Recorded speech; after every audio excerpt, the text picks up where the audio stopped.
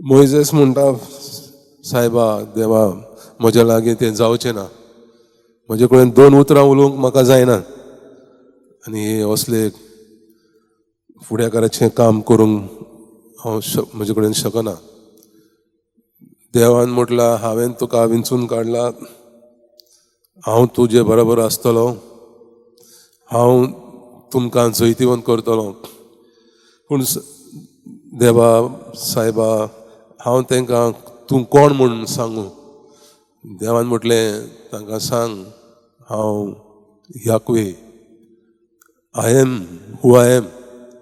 हांव तो जो हांव जावन आसा, हांव तो जो जावन आसा सगळ्या सृश्टीचो. The whole universe is made through him, in him, with him, for haem.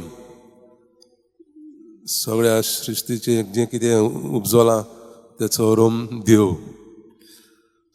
देवाक जायती तरेचीं नांवां दिल्लीं ताणें. पाद्रीच्या जातीची priestly people called God Elohim. देवाक एलोहीम, एल मिन्स देव, एलोहीम नांव पाद्रीनी जातीच्या देवाक दिलें.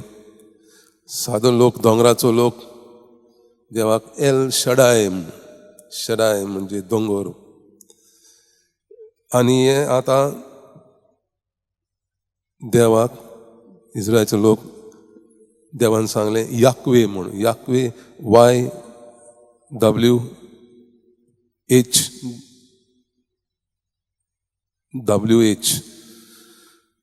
सो तें पयलें letter of the Hebrew word for God. So देवान सांगलें तांकां सांग हांव याकवे तुज्या बरोबर आसा आनी हांव तुमकां सुटका दितलो. वच फाटीं फुडें पळोवं नाका.